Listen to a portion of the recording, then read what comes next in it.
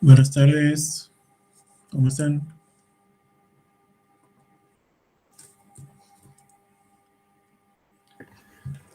¿Están Buenas tardes, conectados? ¿cómo le va? Bien, Hola, Inge, buenas tardes. bien. Tengo entendido que había alguien o algunos de ustedes que estaban terminando con un parcial o un recuperatorio, ¿puede ser? ¿O están todos ya liberados? ¿No son ustedes? De nosotros, no, que de nosotros no. Ajá, bueno. No, porque me habían dicho que tenían un parcial y que iban a terminar un poquito más tarde, pero bueno, si alguien ve que está tratando a alguien de entrar, que me avise por el grupo o si no escucho el VIP, yo les doy la entrada. Vamos a continuar con la, con la temática de canales que habíamos dejado la clase anterior,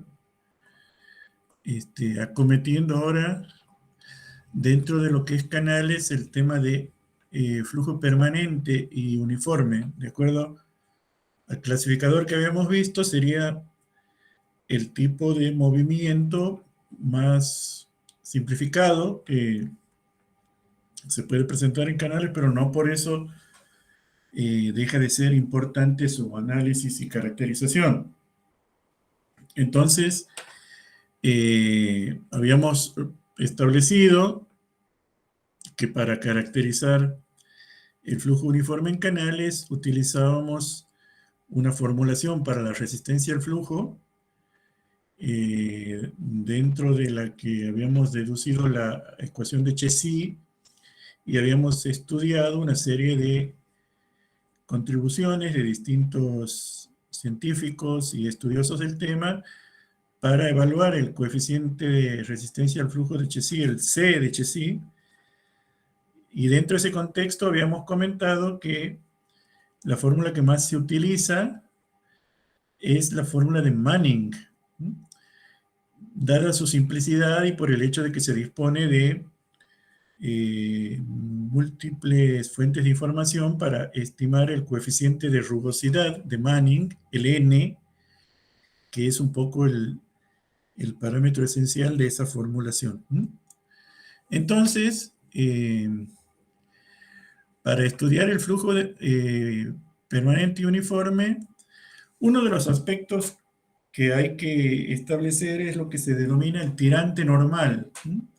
Nosotros llamamos tirante a lo que hemos denominado H, H o profundidad del flujo. Aquí en la región del cono sur de América, ¿verdad? Argentina, Chile, Uruguay, Paraguay, se le denomina tirante o profundidad del flujo SH. Mientras que van a ver en algunos textos de procedencia europea, fundamentalmente, y en particular de España, que también lo designan con el término de calado, calado. Nosotros dejamos reservado esa palabrita calado un poco para cuando hacemos estudios de ingeniería naval, la profundidad de sumergencia de las embarcaciones es lo que denominamos calado. Por lo tanto, a no ser que especifiquemos algún detalle en particular, cuando hablemos de tirante, nos vamos a referir a la profundidad del flujo, es decir, a la altura del agua desde el fondo del canal hasta la superficie libre. Vamos a considerar este esquema tridimensional que ya lo habíamos visto cuando dedujimos la ecuación de Chezy. Y recordar algunas de las cantidades y algunas de las fórmulas que venimos viendo hasta el presente. En primer lugar, si estamos en flujo permanente y uniforme, la pendiente del fondo del canal, S sub 0, es igual a la pendiente de la superficie libre del agua, S sub W, y eso es igual a la pendiente de la línea de energía, S sub F. Por lo tanto, la vamos a simbolizar con una letra S a la pendiente sin ningún subíndice porque todas son iguales entre sí, cuando hablamos de flujo permanente y uniforme. Entonces, de aquí en adelante, ese sin ningún subíndice es la pendiente, independientemente de a cuál estemos haciendo referencia, porque son todas iguales entre sí cuando hablamos de flujo permanente y uniforme. El otro punto que habíamos visto es el de la ecuación de Chezy, que nos decía que la velocidad media del flujo, es decir, la velocidad promediada en la sección transversal, es igual a un coeficiente C, que se llama coeficiente de resistencia al flujo, por el producto del radio hidráulico por la pendiente elevado a la 1/2. Esta es la ecuación de Chezy, que ya la estudiábamos con todo el contexto histórico y con suficiente detalle la clase pasada. Dentro de las relaciones existentes para evaluar el coeficiente C de resistencia al flujo, habíamos dicho que la más empleada es la fórmula de Manning, que nos dice que ese coeficiente C se calcula como el radio hidráulico elevado a la 1/6 sobre este coeficiente N, que se llama coeficiente de rugosidad, que se puede obtener de tablas en función de la naturaleza del contorno que tenga el canal, o sea, del material del cual esté conformado el canal.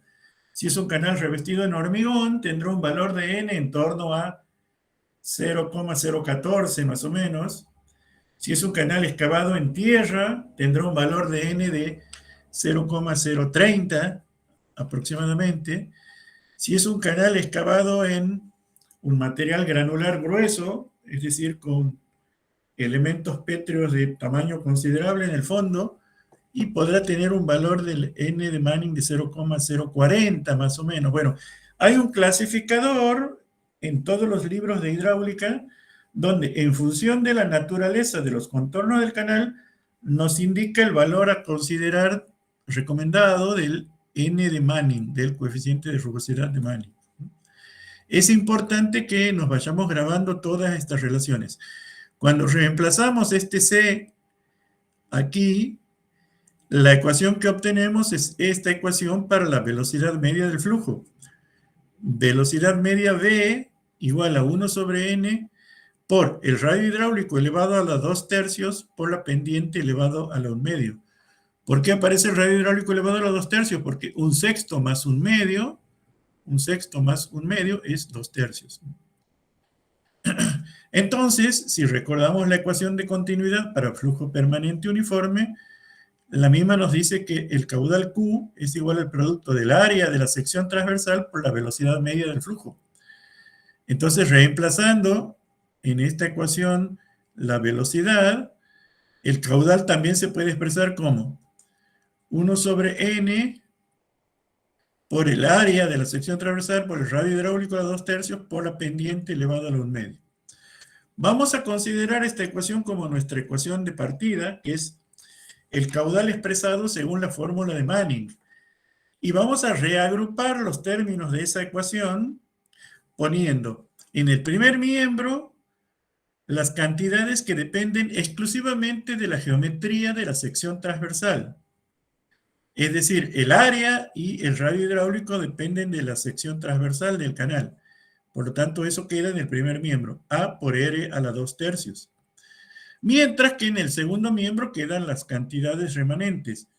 Es decir, N, que está aquí dividiendo, pasa multiplicando, N por Q sobre S al 1/2. S al 1/2 estaba multiplicando, pasa dividiendo, ¿verdad? Entonces, esta ecuación es la misma que esta, reescrita de manera que de un lado están las dos cantidades que dependen de la geometría, mientras que del otro lado está algo que depende del perfil longitudinal, depende de la rugosidad y el caudal. A la cantidad que está aquí en el primer miembro, que depende únicamente de las propiedades geométricas de la sección transversal del canal, se le denomina factor de sección para flujo uniforme. Factor de sección para flujo uniforme la podemos simbolizar con F sub SU, o bien, como sale en muchos textos, con la letra Z mayúscula con un subíndice N. Z sub N. va a ser igual al producto de A por R a la 2 tercios. Este valor de Z sub n se podrá calcular una vez que tengamos información sobre la geometría de la sección transversal. Si la misma es trapecial, si la misma es rectangular, si la misma es triangular, si es parabólica, semicircular, elíptica, lo que fuere. Entonces, la ecuación de Manning para el caudal también se puede expresar a partir de esta ecuación despejando la pendiente. Entonces, la pendiente, que va a ser igual a la pendiente de la línea de energía, va a ser igual a n cuadrado por q cuadrado sobre a cuadrado por r a las 4 tercios, reemplazando el factor de sección, que era a por r a la 2 tercios, no. Podemos escribir que la pendiente va a ser igual a n cuadrado por q cuadrado sobre z n elevado al cuadrado. Entonces, el tirante normal queda definido, por ejemplo, en un segmento de canal en el que se logra establecer el flujo. Por ejemplo, aquí tenemos un cambio de pendiente, pasa de la S1 a la S2, que es más fuerte, y luego baja a la S3, que es más suave, ¿verdad? Si las tres pendientes estas son distintas entre sí, y distintas de cero, ¿verdad? Porque todo esto tiene su pequeña inclinación, hay una zona aquí en la que se desarrolla la superficie libre del flujo paralela al fondo, paralela a S2, ¿verdad? O sea, la S sub W en este tramo va a ser paralela a S2, y a su vez esta línea roja que está aquí, que es la línea, digamos, que representaría el tirante crítico, ya vamos a ver cómo, también es paralela, ¿verdad? Entonces, aquí tenemos una situación donde se desarrolla el tirante normal respetándose a rajatabla esta ecuación. ¿Cómo vamos a calcular ese tirante normal? Es decir, el valor de H que hace cumplir esta fórmula de Manning. Bueno, por un lado tenemos el factor de sección, que va a ser una función de H, y por otro lado esta cantidad que son datos que tenemos en nuestro problema: caudal, coeficiente de rugosidad y pendiente del fondo. Entonces vamos a poder reescribir una función, ¿verdad?, de Hn, que va a ser igual a 0, ¿verdad? O sea, Q menos 1 sobre n por a por r a la 2 tercios por s a los medios. ¿Dónde? Esta que está aquí es una función de h que dependerá del tipo de geometría que tengamos. Por ejemplo, si tenemos una sección trapecial, o mejor dicho, una sección trapezoidal de taludes asimétricos, un talud de la izquierda tiene un valor y el talud de la derecha tiene otro valor, y los datos del problema son estos que están aquí: caudal igual a 16 metros cúbicos por segundo, ancho de fondo de la sección igual a 4 metros y medio, la inclinación del talud de la izquierda igual a 0,50, la inclinación del talud de la derecha igual a 0,70, la pendiente de fondo igual a 3 por 1000, y vamos a suponer que el coeficiente de rugosidad de Manning es 0,030, por ejemplo, canal excavado en tierra. Entonces, el área de la sección transversal va a ser B por H, N, ¿verdad?, el tirante normal, más los dos triangulitos laterales. El triangulito lateral, este es el rectángulo central de la sección, el triangulito lateral de la izquierda y el triangulito lateral de la derecha. Lo mismo el perímetro mojado, va a ser el ancho de fondo más las longitudes de los dos taludes. Esta va a ser la longitud del talud de la izquierda y esta va a ser la longitud del talud de la derecha. El radio hidráulico será el cociente entre ambas cosas. Y bueno, reemplazando en la fórmula de Manning, o sea, reemplazando aquí, tenemos el área, ¿verdad? El área a la 2 tercios, ¿verdad? Perdón, el área por el radio hidráulico a la 2 tercios, el área es esta cantidad por el radio hidráulico a la 2 tercios, y ahí igualamos a 0. Bueno, reemplazando todos los datos nos va a quedar una ecuación en la que la única incógnita es hn. El problema que se nos va a presentar, es que, bueno, el hn es la raíz de esa ecuación, pero no lo podemos despejar, porque habitualmente, inclusive para una sección tan sencilla como una sección trapezoidal, encontramos una formulación implícita en hn.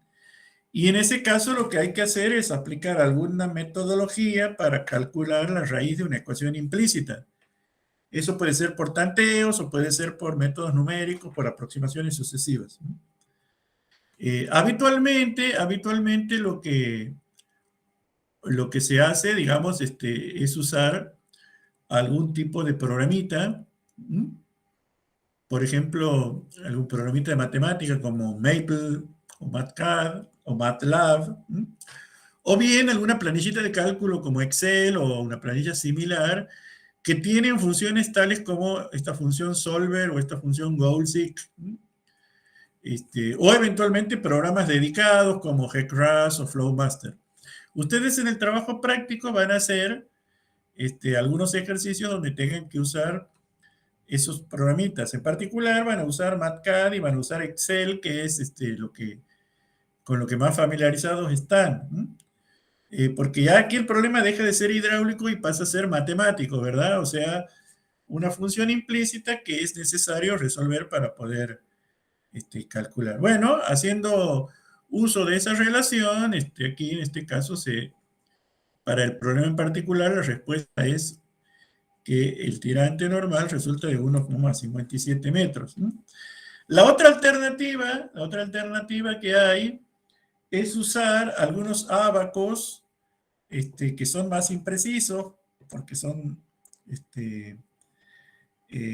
procedimientos gráficos, pero bueno, en la antigüedad se usaban bastante, y que están diseñados para canales trapeciales, es decir, con simetría central, de los cuales el canal rectangular y el canal triangular son casos particulares, o bien para canales circulares parcialmente llenos. Esos ábacos tienen esta formita, donde tenemos en abscisas el factor de sección adimensionalizado con un parámetro de longitud elevado a los 8 tercios. En el caso de canal trapecial, el parámetro que se toma es el ancho B. Como esto tiene dimensiones de longitud a los 8 tercios, ¿verdad? A tiene dimensiones de longitud al cuadrado, el radio hidráulico tiene dimensiones de longitud cuadrado por longitud a 2 tercios. Bueno, 6 tercios más 2 tercios son 8 tercios. Por eso, para dimensionalizarlo, lo tenemos que dividir entre una cantidad longitudinal, de longitud, ¿verdad? Que sería el ancho de la sección dividido en los 8 tercios. Aquí hay, esto es una versión de esto, ¿verdad? Del factor de sección adimensionalizado, dividido entre el ancho de los 8 tercios. Y en ordenadas tenemos el tirante normal adimensionalizado, es decir, Y o HN dividido el ancho. Mientras que la inclinación de los taludes opera como parámetro. Uno entra a este ábaco, toca la curvita que se necesita para la inclinación del talud, que es dato, y saca el tirante normal adimensionalizado, lo multiplica por el ancho y tiene la solución. Aquí tenemos uno de esos ábacos transcriptos para que lo podamos ver en detalle, ¿verdad? Estos Z minúsculas que aparecen aquí. ¿Cómo? Antes que construya de vuelta la fórmula de tirante normal, termina en copia. A ver, no te escucho bien, está medio floja el audio. A ver, por favor, repetime. Si podemos fórmula de tirante normal de vuelta para que la termine en copia bien. ¿Esta que está aquí? La anterior es. ¿Esta? Ajá. Y la anterior también. Esta es. Segunda nomás. ¿Cómo? Segunda yo tengo copia. Ah, Sí, bueno, no sean problemas que yo después les paso la presentación. El asunto es ir entendiéndolo mientras lo vamos contando, ¿no? Claro, sí, sí, le entiendo. Listo, Inge. Listo, listo. Gracias. Bueno, miren, este abaquito se usa de la siguiente manera. Uno en función de los datos, calcula esta expresión en términos del caudal. Calcula esto como n por q, ¿verdad? Sobre S a los medios, lo divide entre el ancho a los 8 tercios, le da un número. Entra en este gráfico, vamos a suponer que ese número que nos dé sea 1. Entra en este gráfico con 1. Y aquí lee la curvita que es la inclinación de los taludes. El Z minúsculo que aparece aquí es la inclinación de los taludes. Vamos a suponer que tenemos como dato taludes de inclinación 0,5. 0,5. Entonces entramos con 1 aquí, buscamos cuál es la curvita de 0,5, es esta que está aquí, ¿verdad? Esta que está aquí, y venimos y leemos aquí el valor de y sub n sobre b, que aparentemente nos da aquí 1.1. Entonces, en ese caso, y sub n sobre b es, o hn sobre b o y sobre b es 1.1, hacemos 1.1 por el valor de b y tenemos el valor del tirante normal. Toda esta familia de curvas son para secciones trapeciales, mientras que esta única curvita que aparece aquí separada, esta única, es para esta sección circular parcialmente llena. Entonces, en el caso de la sección circular parcialmente llena, es una única curvita que depende, digamos, de el factor de sección dividido el diámetro a la 8 tercios. Entonces, entramos con ese, buscamos y leemos. Bueno, ábacos como estos o algunas variantes, porque en aquella época en la que no tenían computadoras ni calculadoras programables como tenemos ahora, los ingenieros se daban maña, ¿verdad?, para diseñar algunos ábacos, ¿no? Este particularmente está extractado del libro del profesor Chow, del año 59. Hay otros parecidos en algunos libros, por ejemplo, el libro del profesor Domínguez, un profesor chileno, hay uno levemente diferente, y en el libro, digamos, de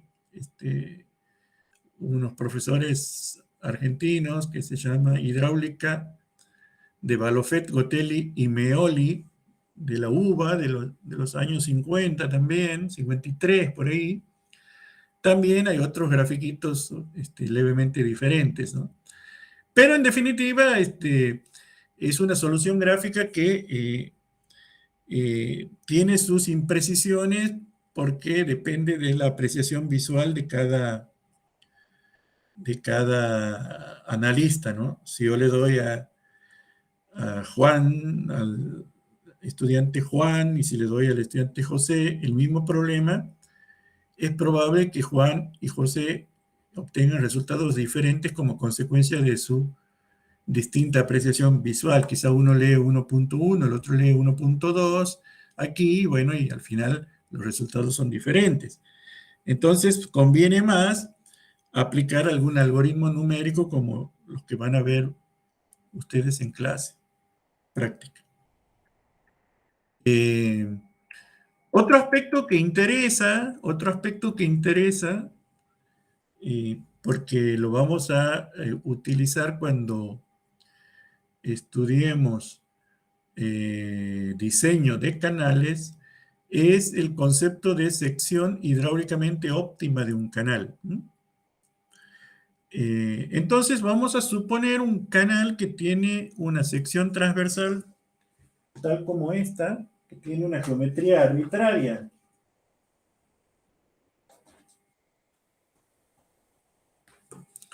Una geometría arbitraria que sería este contorno marrón que está aquí.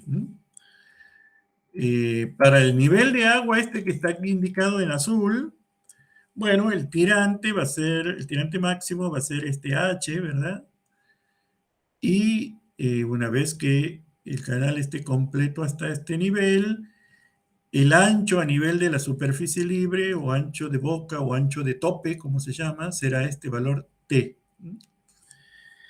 Entonces, el área de la sección transversal hidráulica, ¿verdad? Será esa zona coloradita ahí en celeste, que será el área A. Y obviamente el perímetro mojado será, bueno, la longitud esta desde este punto hasta este punto, siguiendo, ¿verdad?, todo el contorno del canal que se encuentra en contacto con el agua. Será P. De modo tal que el cociente entre A y P será el radio hidráulico. Esas son un poco las cantidades geométricas fundamentales de esta sección. Cuando está asociado a un determinado nivel que está indicado ahí con esa flechita gruesa roja, que sería el nivel de la superficie libre. Vamos a ver, eso sería por la sección cualquiera. En una sección de geometría conocida, como por ejemplo la sección trapecial, que es la que más se utiliza en la práctica, las cantidades antes mencionadas resultan más fáciles de determinar, ¿verdad? Tenemos aquí, digamos, para este nivel, ¿verdad? El área A de la sección, el ancho T, ancho B va a ser el ancho de fondo, H va a ser el tirante, P va a ser el perímetro mojado y le vamos a llamar M a la inclinación de los taludes, de manera tal que la inclinación se establece como M, que va a ser la cotangente de este ángulo, ¿verdad? El ángulo que forma el talud con la horizontal, o la tangente de este ángulo. Bueno, para ese caso, tenemos que para ese nivel de agua, ¿verdad? La sección va a ser esta, y es la sección típica que se utiliza en la gran mayoría de los canales que se usan en la ingeniería civil o en la ingeniería hidráulica para conducción de agua, qué sé yo, para riego, para drenaje, para desagües, para encauzamiento, bueno, para una multiplicidad de aplicaciones es la sección más usada. Aquí tenemos un ejemplito, ¿verdad?, de un canal que discurre paralelo a una vía férrea, ¿verdad?, y a una carretera. La carretera va por acá por arriba y bueno, este canal va por ahí de sección construido, revestido en hormigón, sección trapecial. Entonces, recordemos los elementos geométricos de la sección trapecial. El área va a ser B por H más MH cuadrado, ¿verdad? Mientras que el perímetro mojado va a ser B más 2 veces esta longitud, que va a ser raíz cuadrada de 1 más M cuadrado por H, ¿verdad? Vamos a llamar 1 y 2 a estas relaciones. Para aligerar un poquito la notación, a esta cosa que está aquí, que es la raíz cuadrada de 1 más m cuadrado, que es una función de m, ¿verdad? Le vamos a llamar a sub m. Que una vez que tengamos m ya es un número, ¿verdad? Ya, digamos, nos permite aligerar un poquito la notación. Y vamos a usar, porque lo vamos a necesitar más adelante, la derivada de esta función, la derivada de a sub m con respecto a m. Bueno, ustedes saben, la derivada de una función compuesta, ¿verdad? En primer lugar, la derivada de la raíz, la derivada de algo elevado a un medio es un medio por ese algo elevado a la menos un medio, ¿verdad? Y por la derivada de lo que está dentro. La derivada de lo que está dentro es la derivada de 1 es 0 y la derivada, digamos, de m cuadrado es 2m. Por eso cuando lo simplificamos nos queda esta relación. Así que tenemos AM y tenemos derivada de A respecto a E. A partir de la ecuación 1, vamos a despejar el valor de B. O sea, de aquí vamos a despejar el valor de B. ¿Cómo sería? Sería A menos M por H cuadrado dividido H, ¿verdad? Entonces nos queda A por H menos M por H. Y vamos a reemplazar ese valor de B en la ecuación 2. O sea, vamos a reemplazar el valor de B, que lo despejemos de aquí, lo reemplazamos aquí. Haciendo esa cuenta nos queda que el perímetro mojado es igual a A sobre M menos M por H más 2 veces A sub M por H. Esta ecuación le vamos a llamar ecuación 3. Y es la ecuación esencial que vamos a utilizar para el análisis del valor óptimo. El valor óptimo es el que está asociado a una fricción mínima, ¿verdad? ¿Por qué? Porque justamente la resistencia al flujo se ve minimizada cuando el perímetro mojado, ¿verdad?, tiende a un mínimo manteniendo constante el área A. Entonces, si hacemos tender P a un mínimo, en términos matemáticos eso significa que la derivada de P respecto a las dos variables que estamos jugando aquí, que son H y M, tiene que ser igual a 0, ¿verdad? Para A igual a constante, ¿no? Derivada de P con respecto a H tiene que ser igual a 0 y derivada de P con respecto a M tiene que ser igual a 0. Estas son las dos relaciones fundamentales que nos van a garantizar que vamos a obtener un perímetro mojado mínimo manteniendo un valor de área constante para optimizar el diseño de esa sección trapezial. Y bueno, hacemos las derivadas correspondientes.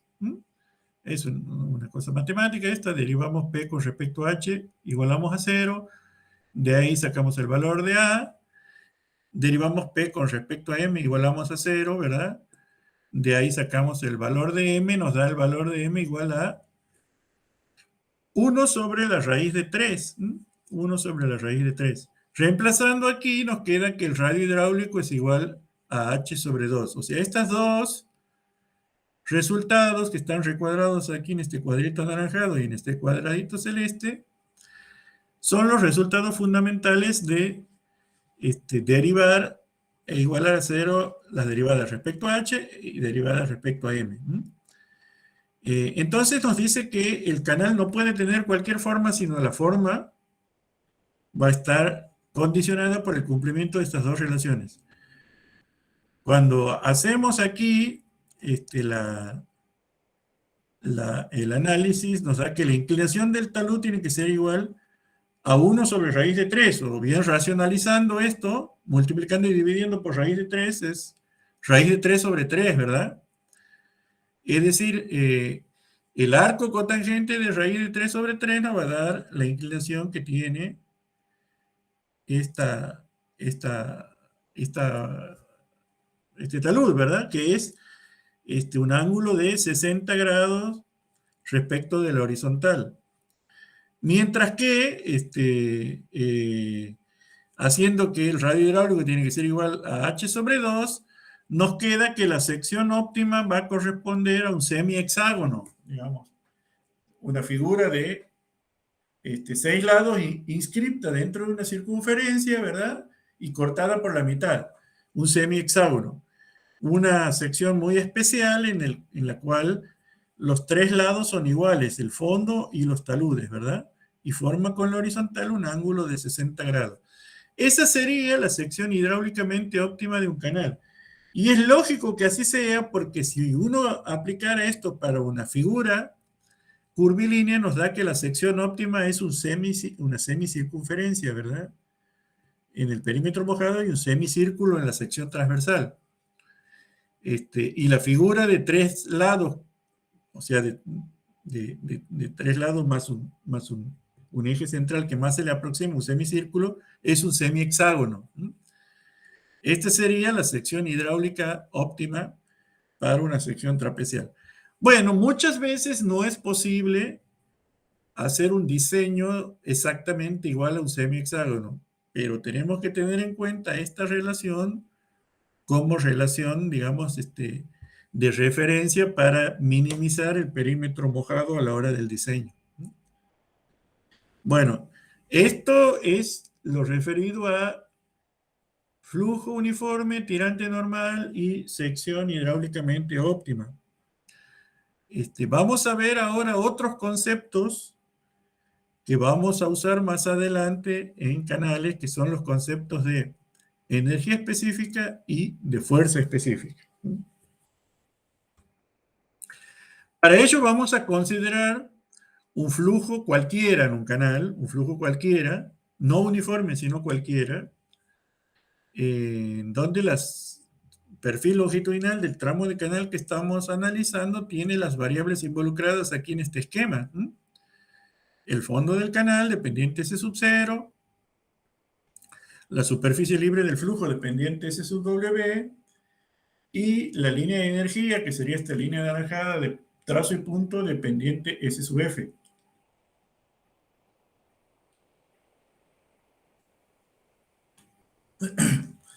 En una sección cualquiera, vamos a llamarle X a una coordenada longitudinal que sigue el alineamiento del fondo del canal.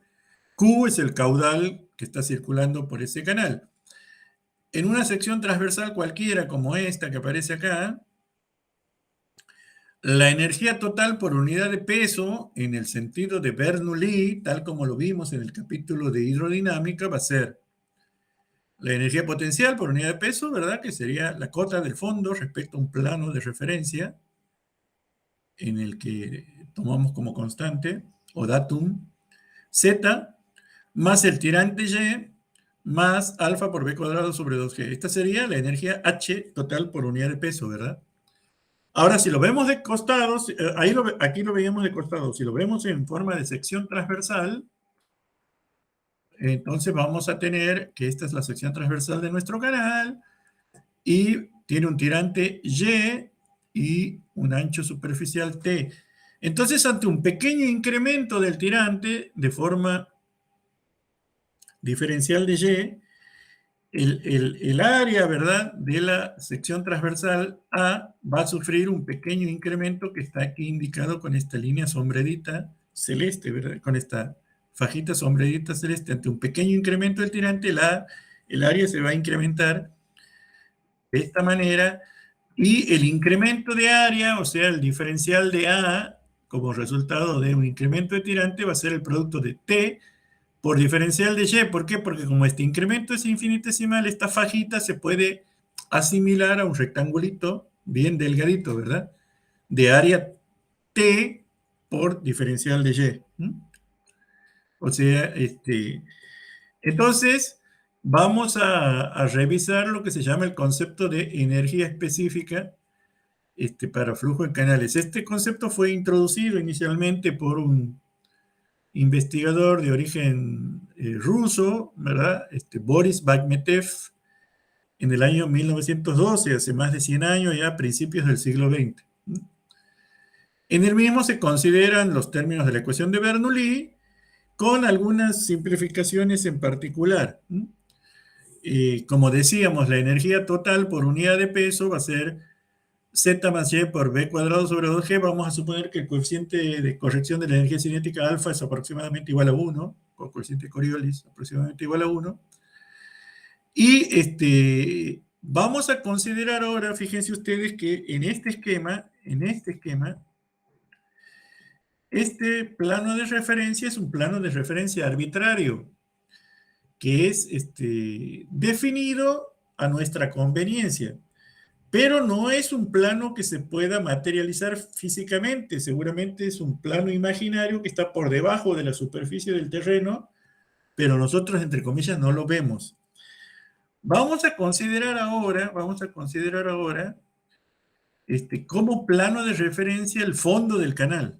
El fondo del canal. Si consideramos como plano de referencia el fondo del canal, la energía va a ser igual a Y más B cuadrado sobre 2G, porque Z se hace igual a 0, ¿verdad? Porque el plano de referencia está coincidiendo con el fondo del canal. Entonces, de esa manera nos desligamos, entre comillas, de Z, que sería la altura, hasta ese plano de referencia. Si hubiéramos considerado un plano arbitrario, como estamos tomando el fondo del canal, que es algo palpable y físicamente, y lo podemos tener a mano, entonces la energía se reduce a esta expresión y la vamos a simbolizar con la letra E. Bueno, a esto se le denomina energía específica, que sería la energía total por unidad de peso de la cual está animado el flujo, cuando el plano de referencia es el fondo del canal. Ese es el concepto de energía específica. Se diferencia de la energía total porque la energía total está referida a un plano de comparación arbitrario, mientras que en nuestro caso, en el caso de la energía específica, estamos refiriendo al fondo del canal. Bueno, si nosotros pudiéramos plotear el valor de E en función de Y, o sea, de la energía específica en función del tirante, vamos a considerar para ello la ecuación de continuidad, reemplazando el valor de la velocidad media del flujo B por el cociente entre el caudal y el área de la sección transversal. En ese caso, la energía específica va a ser igual a Y más Q cuadrado sobre 2GA cuadrado, como B elevado al cuadrado, ¿verdad? B es Q sobre A, B es Q sobre A. Entonces aquí vamos a tener Q cuadrado sobre A cuadrado, o sea, va a ser Y más Q cuadrado sobre 2GA cuadrado, que es lo que tenemos escrito aquí. Entonces, si ploteamos o dibujamos para esta sección transversal arbitraria, el valor de la energía específica versus el tirante, vamos a tener que ese valor es la suma, ¿verdad?, de dos funciones. La función que está aquí, circulada en verde, es E igual a Y, es la primera bisectriz, o sea, es esta línea recta a 45 grados, E igual a Y. Mientras que aquí, la que está circulada en rojo sería esta que está representada aquí. ¿Y por qué es decreciente así, esta roja? Porque el área de la sección transversal es proporcional al tirante, ¿verdad?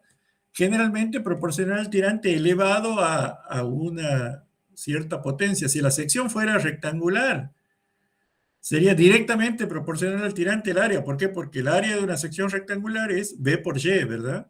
B por Y, base por altura.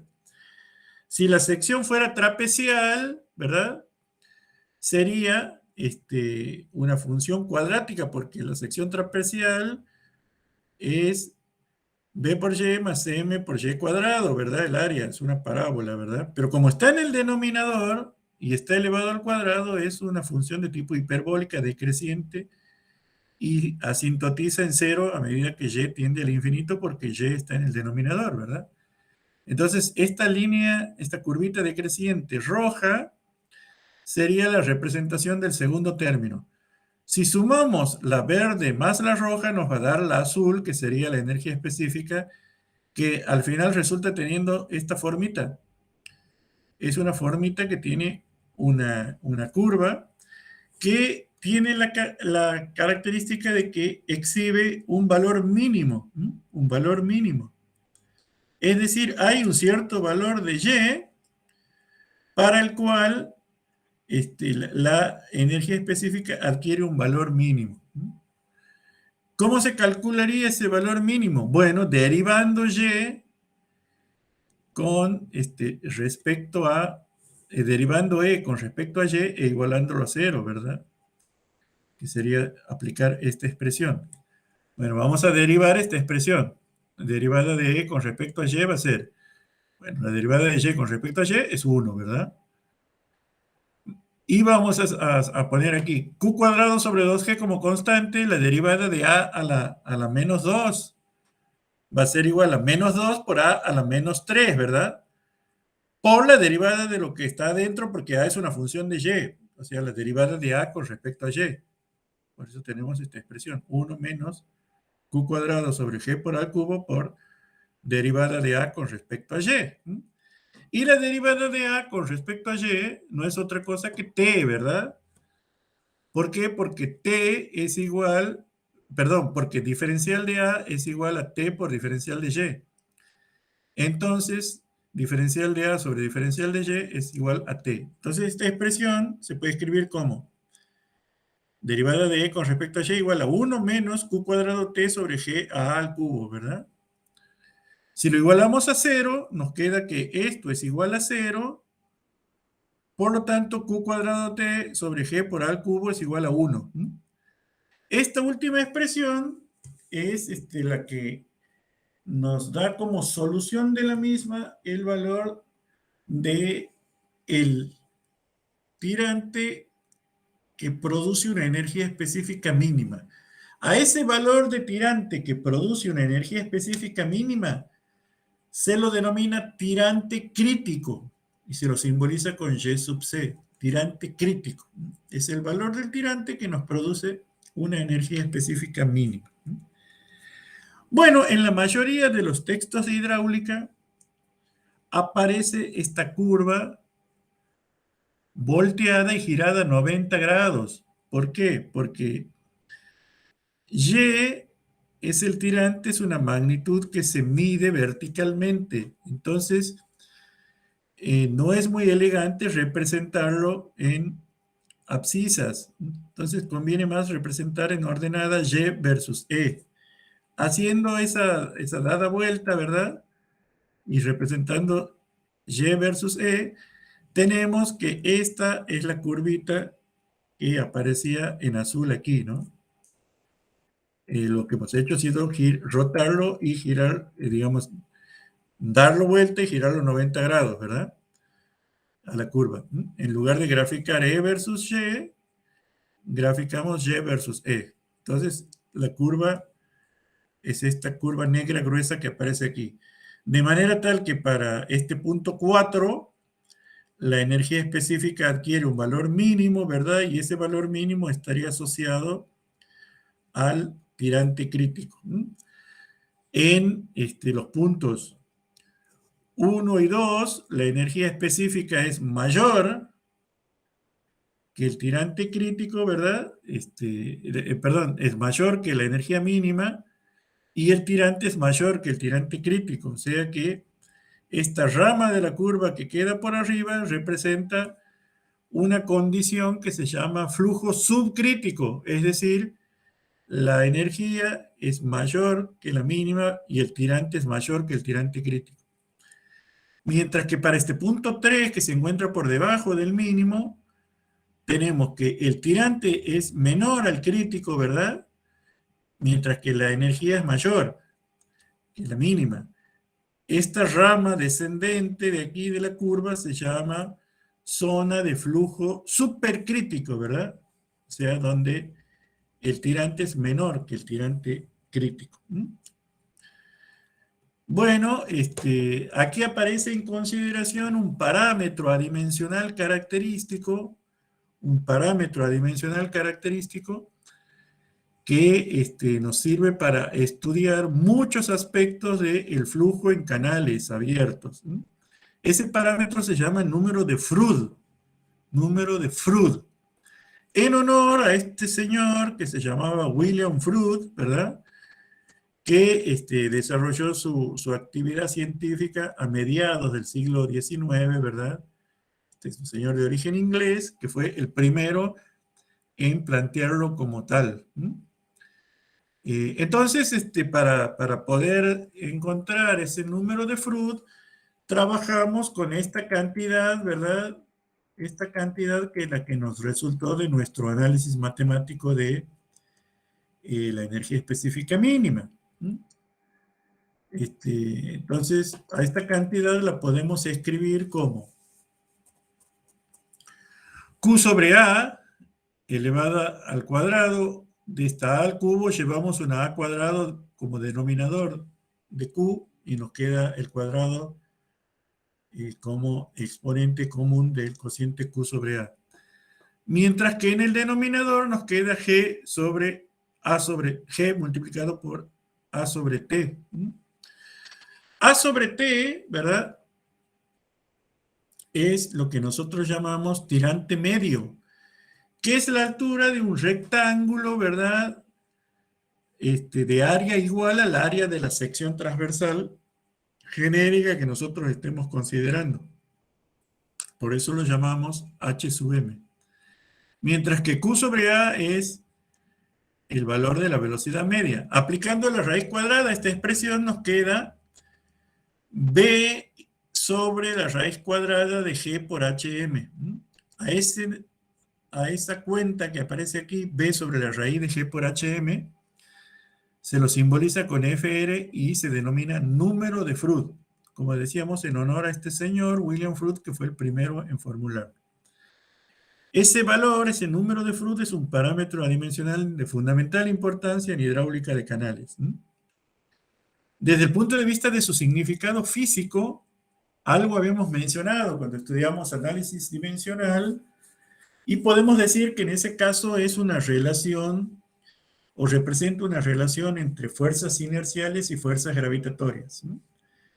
Si ese número de Froude es mayor que 1, si es mayor que 1, ese número de Froude, quiere decir que las fuerzas inerciales dominan a las fuerzas gravitatorias. Por eso el número de Froude es mayor a 1. Mientras que si ese número de Froude es menor a 1, quiere decir que las fuerzas gravitatorias dominan a las fuerzas inerciales y el flujo se comporta como lento, ¿verdad? Entonces, eso se puede representar de forma clara en el diagrama anterior que habíamos visto. Aquí tenemos la curva de energía específica, ¿verdad? Y si tomamos un valor cualquiera de la energía E, esta celestita, trazamos una vertical, vemos que la misma intersecta la curva en dos puntos, ¿verdad? En un punto tenemos un tirante Y1, mientras que en otro punto tenemos un tirante Y2. Entonces, por encima de esta zona, el tirante es mayor al crítico, el número de Froude es menor que 1 y estamos en la zona de flujo subcrítico. Toda esta rama de la curva representa flujo subcrítico, número de Froude menor a 1. Mientras que por debajo, aquí tenemos que el tirante es menor al crítico en toda esta ramita de la curva, el tirante es menor al tirante crítico y el número de Froude es mayor a 1. Tenemos la zona de flujo supercrítico. O sea que en un canal se nos pueden presentar bajo condiciones particulares flujos subcríticos o flujos supercríticos. Ese es el tema con la energía específica. Obviamente para distintos caudales, ¿verdad? Para distintos caudales la curvita se nos va a ir desplazando a partir de, digamos, de una línea común, que es esta línea de trazos, esta línea de trazos que va uniendo los mínimos de las curvas de energía específica. Para un caudal Q1 va a ser esta curvita de energía específica, mientras para un caudal Q2 mayor a Q1 va a ser esta línea de energía específica. Donde Q, ¿verdad? Minúscula es Q mayúscula dividido el ancho, que se llama caudal específico. Y se expresa en metros cúbicos por segundo y por metro, ¿verdad? El Q minúscula es el Q mayúscula, el caudal total dividido el ancho. La ecuación de la energía específica, en la forma o expresado en términos del caudal unitario, queda de esta manera, ¿verdad? Estamos reemplazando B cuadrado por Q cuadrado sobre H cuadrado, por unidad de ancho, ¿verdad? Bueno, vamos a indicar ahora situaciones que se nos pueden presentar en la práctica, teniendo en cuenta algunas denominaciones que aparecen en los manuales de hidráulica. Nuevamente hay una cuestión terminológica que se utiliza de acuerdo a la procedencia de los autores que han estudiado este tema. Cuando tenemos condiciones de flujo supercrítico, vale decir esta rama descendente de la curva, flujo supercrítico, la denominación que se suele utilizar en algunos lugares, como en España, es flujo en forma de torrente o flujo torrencial, que es un flujo de baja profundidad y de alta velocidad, como le digo, situación en la que las fuerzas inerciales dominan a las fuerzas gravitatorias.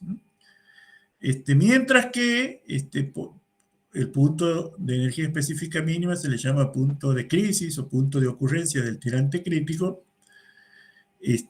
La rama ascendente esta de la curva es la que corresponde al flujo subcrítico, y en algunos textos se le llama flujo tipo río. Ocurre que los ríos pueden ser de baja pendiente, de alta pendiente, y se pueden comportar en régimen subcrítico como supercrítico. Por eso, esto que aparece como denominación río o torrente, en nuestra región no lo aceptamos, ¿no? Si no hablamos de flujo subcrítico, la rama superior, y flujo supercrítico, la rama inferior. Aquí están todas las condiciones que se cumplen para tener flujo subcrítico, y aquí están todas las condiciones que se cumplen para tener flujo supercrítico, mientras que estas son las condiciones que se cumplen para flujo crítico. El flujo crítico, el número de flujo es igual a 1. Bueno, los tirantes Y1 y Y2 para un caudal dado y una energía específica dada se les llama tirantes alternos o tirantes conjugados. Cuando la energía cuando B1 cuadrado sobre 2G es mayor que BC cuadrado sobre 2G, estamos hablando de flujo supercrítico, mientras que cuando esto es menor es flujo subcrítico. Al igual que en el caso del tirante normal, tenemos, o sea, la solución para encontrar el tirante crítico consiste en resolver esta expresión, donde obviamente A y T son los representantes de la geometría de la sección transversal, que tendrá mayor o menor complejidad en tanto en cuanto la sección transversal tenga mayor o menor complejidad. Por ejemplo, en el caso de una sección rectangular, la solución es directa, pero en el caso de una sección trapezial, por ejemplo, no. Entonces, en ese caso, al igual que en el caso del tirante crítico, hay gráficos también parecidos a los del tirante normal que resuelven la situación de calcular el tirante crítico.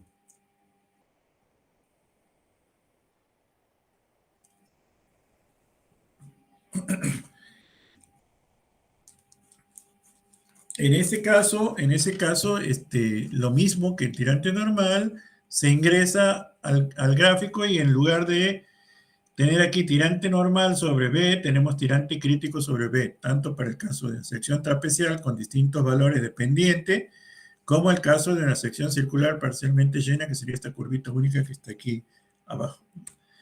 En la práctica van a hacer este ejercicio con distintas formas de secciones, ¿no? El otro concepto que interesa es el concepto que se llama fuerza específica.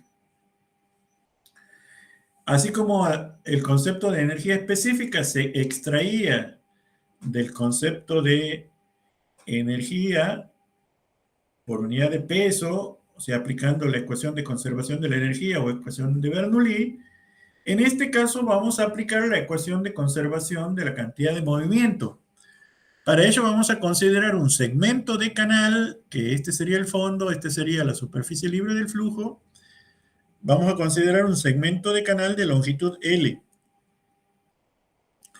Esta longitud L está delimitada por estas dos secciones transversales 1 y 2. Aquí lo estamos viendo lateralmente, ¿verdad? Por ese canal está circulando un caudal Q, y vamos a asumir que tenemos distribución de presiones hidrostáticas en ambas secciones. Esta sería la sección de aguas arriba, al volumen de control considerado, que es este que nos queda aquí delimitado por estas dos secciones 1 y 2. Aquí tendremos una fuerza debida a la presión P1, aquí tenemos una fuerza debida a la presión P2. Aquí tenemos la componente del peso W en el sentido del flujo, es decir, W por el seno de teta, donde teta es el ángulo que forma el fondo con la horizontal, mientras que en el fondo tenemos desarrolladas las fuerzas de fricción. Si aplicamos la ecuación de cantidad de movimiento en el sentido del flujo, vamos a tener, ¿verdad?, que la sumatoria de fuerzas es igual a ρ por Q delta B, ¿verdad? O sea que ρ por Q por B2, beta 2 por B2 menos beta 1 por B1 va a ser igual a P1, que es positivo, menos P2, que es negativo, más W por seno de teta, que es positivo, menos fuerza de fricción, que es negativo. Consideramos positivos a las que están orientadas en el sentido del flujo y negativas a las que están orientadas en el sentido contrario. La ecuación de cantidad de movimiento es una ecuación vectorial, ¿verdad? Estos valores de beta 1 y beta 2 son los coeficientes de corrección de cantidad de movimiento o coeficientes de Boussinesq, ¿verdad? Esta sería la expresión de la ecuación de conservación de cantidad de movimiento para este volumen de control, o sea, este volumen de agua, este prismatoide de agua contenido en ese tramo de longitud L. Vamos a considerar algunas simplificaciones. En primer lugar, ¿verdad?, vamos a considerar que los coeficientes de corrección de cantidad de movimiento son unitarios. Ustedes saben que son valores que adquieren canales 1.03, 1.04, 1.05, ¿verdad?, muy cercanos a 1. Entonces vamos a considerar que son unitarios. Entonces, nos queda esta expresión en el primer miembro, ¿verdad? Beta 2 igual a beta 1 igual a 1. Y vamos a considerar que L es lo suficientemente corto como para que la fuerza de fricción se compense con la componente del peso. Componente del peso en el sentido de la pendiente, ¿verdad? Que era la hipótesis fundamental que habíamos usado en la ecuación de Chezy, ¿verdad? Entonces, en ese caso, esta con esta se simplifican y desaparecen de la ecuación. Y nos queda que ρ por Q por B2 menos B1 es igual a P1 menos P2. Donde P1 es la presión hidrostática. Ustedes saben que la presión, P1 es la fuerza debida a la presión aquí. Ustedes saben que la fuerza debida a la presión en una superficie plana se calcula como la presión en el centro de gravedad multiplicado por el área, ¿verdad? Empuje sobre superficie plana, habíamos visto al principio, ¿verdad? Entonces lo podemos calcular como A1 por Y1 barra, que es la profundidad a la cual se encuentra el centro de gravedad. Lo mismo la P2, que va a ser A2 por Y2 barra, ¿verdad? Obviamente nos queda Q cuadrado sobre G a 1 y aquí de este lado Q cuadrado sobre G por A2. Si ustedes ven la forma que al final tiene esta ecuación, el primer miembro tiene una representación idéntica a la del segundo miembro, con los subíndices aplicados a la sección 1 y a la sección 2 respectivamente. Bueno, a esta cantidad general que aparece aquí se le denomina fuerza específica. Q cuadrado sobre G por A más A por Y barra. Que como vemos en esa expresión, la fuerza específica se mantiene constante entre dos secciones consecutivas del canal.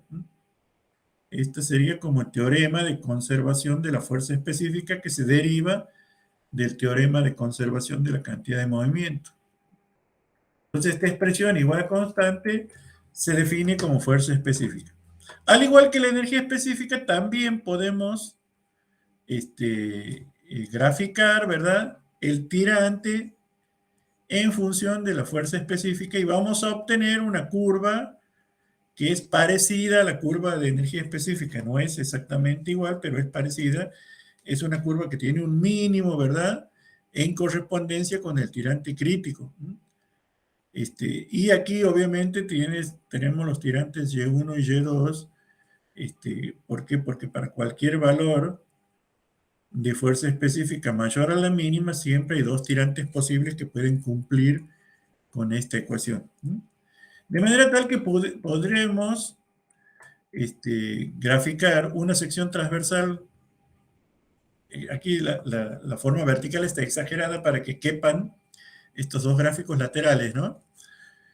Una sección transversal cualquiera de cualquier forma como esta, y aquí tenemos el diagrama de energía específica y aquí tenemos el diagrama de fuerza específica y todas las cantidades relacionadas con la ocurrencia, ¿verdad?, de el tirante crítico por un lado, el tirante crítico que corresponde con los mínimos, C' de energía específica, C de fuerza específica, y los correspondientes a los tirantes conjugados Y1, Y2', en este caso, ¿verdad?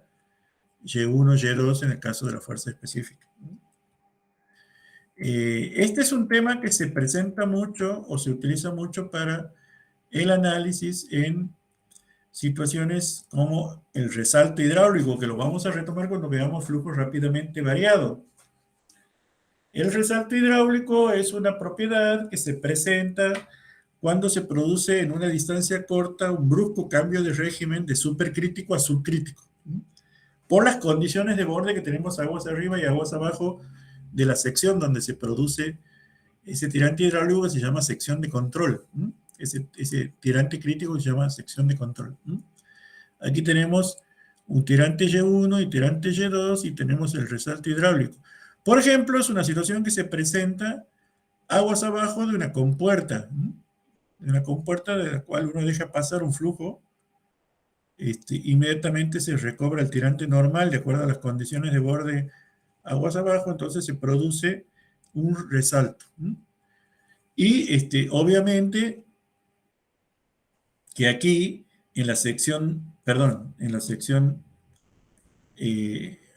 aquí tenemos flujo supercrítico y aquí tenemos flujo subcrítico, entonces que en algún punto en el medio se produce el flujo crítico. Aquí tenemos el diagrama de energía específica correspondiente, ¿no?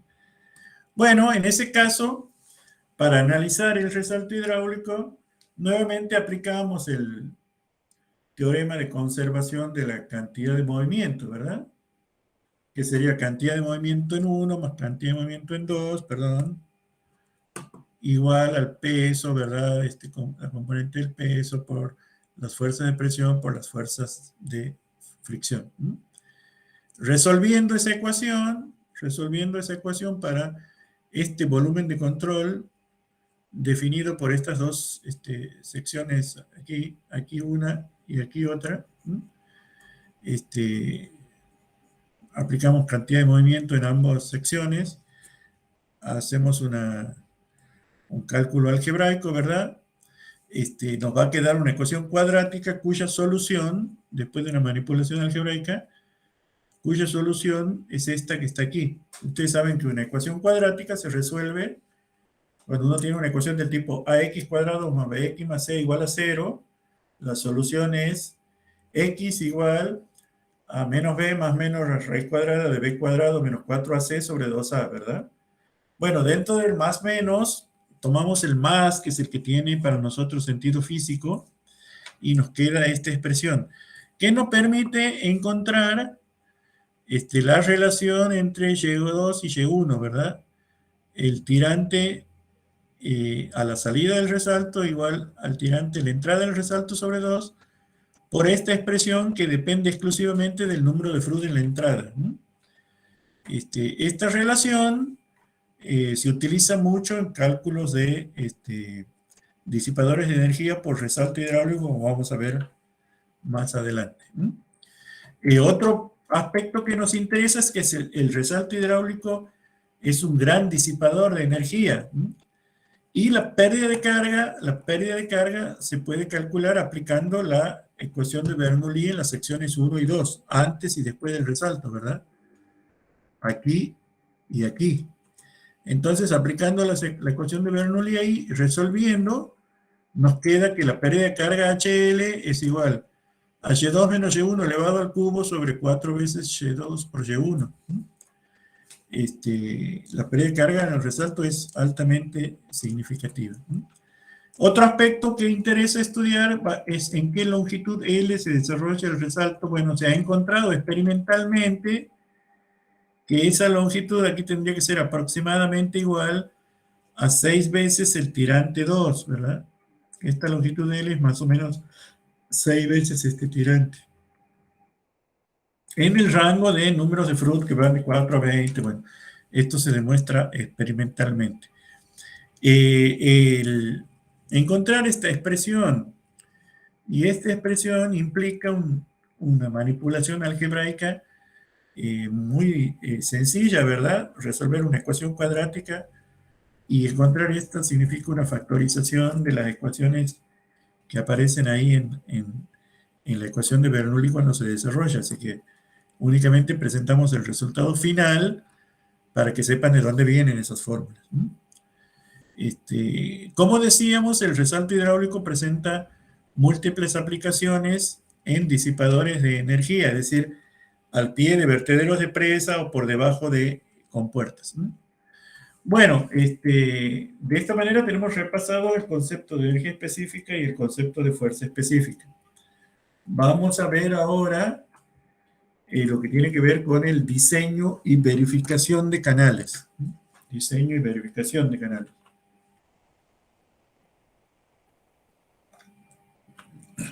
Habiendo introducido todos estos conceptos de tirante normal y demás, estamos en condiciones de acometer. Este es un tema de gran importancia para los ingenieros hidráulicos porque en múltiples ocasiones en la práctica de la ingeniería nos vamos a ver en la necesidad de tener que diseñar o dimensionar un canal. Diseñar o dimensionar un canal. Los aspectos a considerar en el diseño de canales son múltiples y variados y se pueden englobar en 4 grandes grupos o 4 grandes rubros, ¿no? Por un lado, tenemos aspectos que son puramente hidráulicos, ¿no? Que son los que vamos a estudiar nosotros en detalle en este curso.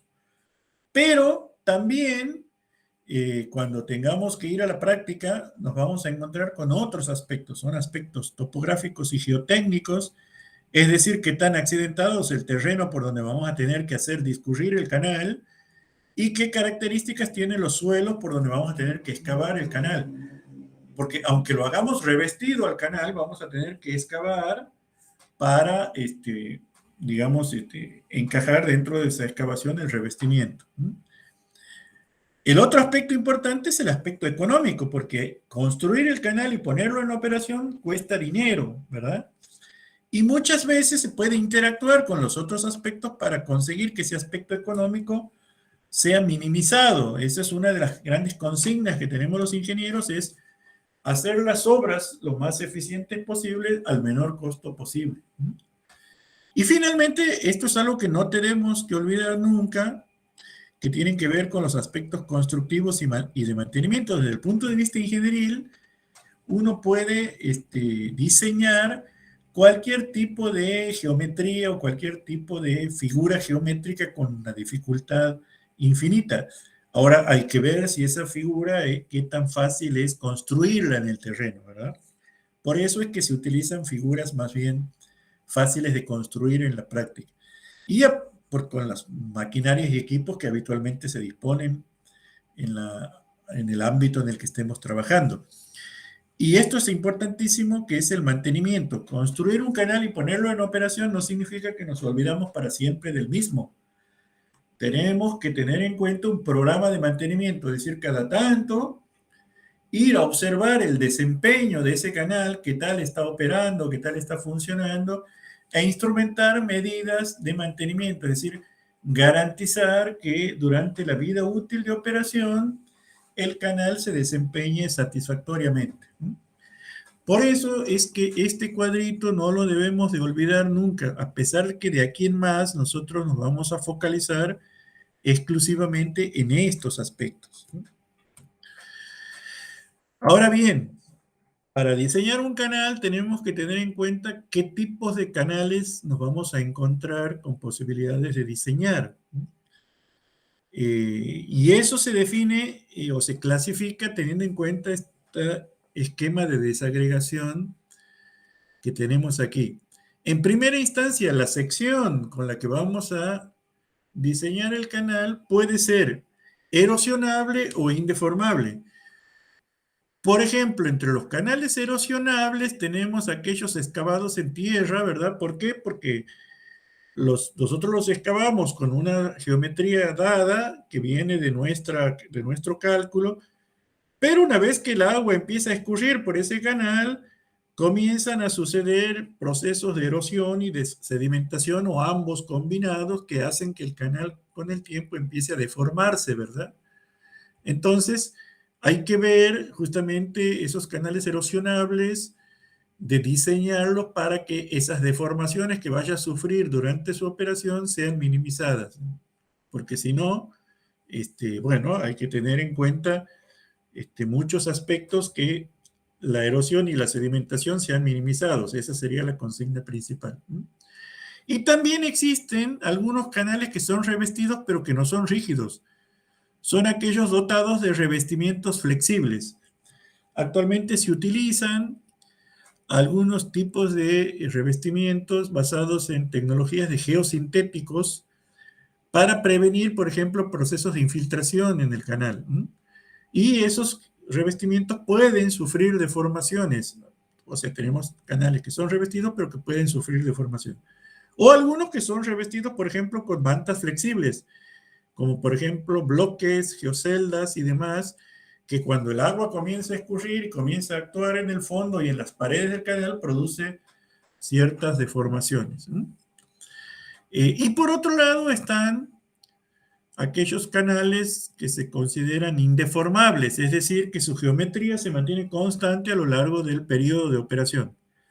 Dentro de ese tipo de canales tenemos excavados en roca, obviamente un canal que se excava en roca, la roca es erosionable, pero muy poco erosionable, de forma tal que a los efectos prácticos se puede considerar como si fuera prácticamente indeformable.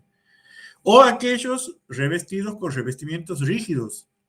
Por ejemplo, canales revestidos en hormigón. Por ejemplo, el canal Matriz, que ustedes lo conocen porque lo cruzan cuando van de Santiago a La Banda, ¿verdad? Es un canal revestido en hormigón que se mantiene con geometría constante a lo largo de toda su operación en virtud de que el revestimiento es rígido. Y finalmente tenemos también canales que se construyen en laboratorio, como por ejemplo el que tenemos ahí en el aula 5, ¿verdad? Que es un canal que tiene fondo metálico y paredes de vidrio, ¿verdad? Que no se deforman con el flujo de agua y por lo tanto entran en la categoría de indeformables. Entonces aquí tenemos más o menos el universo de los canales. Los dos grandes grupos son erosionables o indeformables y las técnicas de diseño están dirigidas en ese sentido. Ahora, nosotros tenemos dos problemas típicos cuando vamos a resolver las cuestiones de hidráulica de canales. Por un lado, tenemos un problema de verificación, como teníamos en tuberías, ¿se acuerdan? En ese caso, es un canal que ya está funcionando, ya está construido, y nosotros lo que tenemos que hacer es tratar de calcular el caudal que el mismo es capaz de conducir. Ese canal que ya está construido es capaz de conducir. Ese es un problema de verificación. Es un problema de verificación. Mientras que los problemas de diseño o dimensionamiento implican que para un caudal dado, que es el dato principal que nos provee, la necesidad de diseñar el canal, por ejemplo, si tenemos que abastecer un área de riego, ese caudal va a venir dada por las necesidades de riego de los cultivos. Si tenemos que abastecer una zona que se va a usar para agua potable, ese caudal viene dado por la demanda de agua potable de la población a servir, ¿verdad? Bueno, el caudal siempre es un dato en el caso de diseño y es necesario calcular las dimensiones y la forma que hay que asignarle al canal para que el mismo sea capaz de conducir ese caudal. En el primer caso, en el caso de verificación, tenemos que los datos son la topografía, los suelos, la forma del canal. Aplicamos los procedimientos de verificación y generamos como resultado el caudal y la velocidad en función del tirante, o sea, son las curvas altura caudal o curvas altura velocidad, para verificar el funcionamiento del canal.